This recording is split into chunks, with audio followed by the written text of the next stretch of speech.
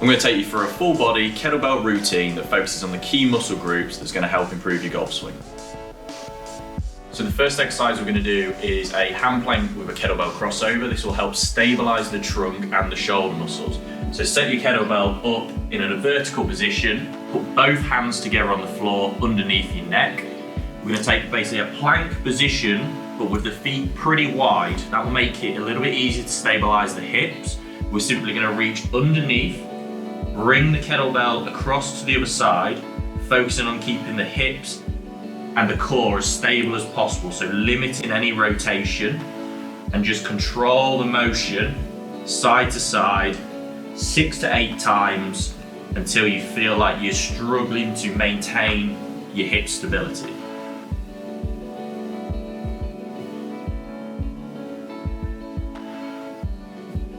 Next, we're going to focus on a wall trunk rotation. This is going to help stabilize the front hip and most importantly gain some mobility in hip internal rotation.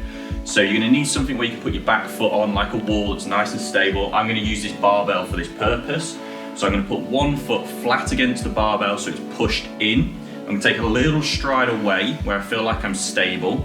I'm going to let the kettlebell just hang down naturally and create a little bit of a hinge so my chest starts to face the floor. From this position, I'm simply going to try and turn my chest into my front hip. So I'm trying to create almost a triangle between my arms and shoulders and maintain that angle. So I'm keeping stable, I'm going to rotate, block it out, and repeat. We're not trying to go as far as possible by just lifting the arms, we're trying to create that turn through the chest, through the spine.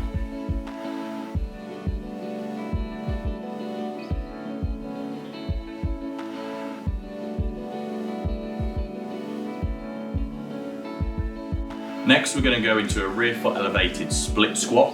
Again, we can use a barbell, bench or chair, something that's going to be around roughly knee height. You're simply going to put your back foot on top of it so it's kind of facing downwards.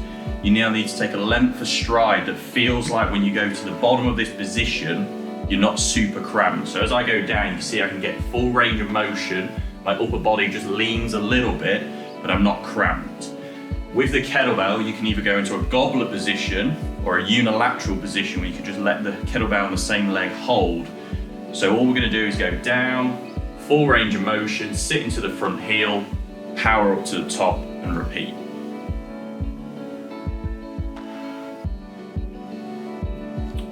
Now we're going to go into a variation of the renegade row, which is all about strengthening, stabilizing the shoulder and trunk, as well as in the rowing motion, so the key lat muscles that help produce power in the golf swing.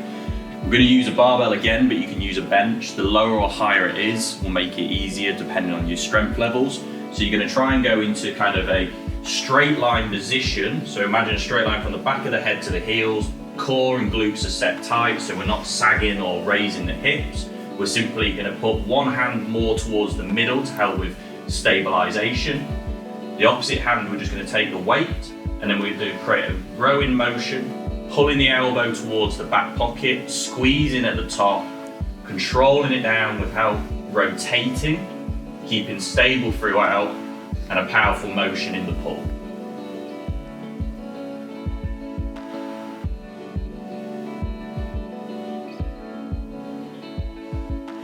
Next, we're going to go into a kettlebell swing. This is going to focus on specifically power production from the hips, from the ground up, and that vertical force motion. So all we need to do is take the kettlebell, go no more than really hip width apart. The key with a good kettlebell swing is more of a hinging motion rather than the squatting motion, and not feeling like we're pulling the kettlebell up with our arms, letting the momentum of the power take it. So in slow motion, we hinge back and under. We powerfully drive the hips and just let the kettlebell start to swing. Once we get it into full power, we should be able to explode out the ground, snapping the hips and letting that kettlebell stay under control. Finally, we're going to go into the floor single arm press. This is going to help something called anti-rotation through the trunk and help increase strength through the pec muscle, which is a key force producer in the golf swing. So we need to be on the floor. We're just going to lie down, take the kettlebell into a straight arm position. We want to feel like the lower back presses into the floor a little bit, so we kind of keep everything stable. Opposite arm straight, as if it was holding something in the same position. And then in a controlled manner, we're going to bring the elbow to the floor, tap the floor, not hold, and press. And we're just letting this elbow just stay slightly open away from the body, so it goes in a diagonal fashion, trying to control it and then powerfully drive up from the bottom, keeping that spine and that lower back pressed into the floor.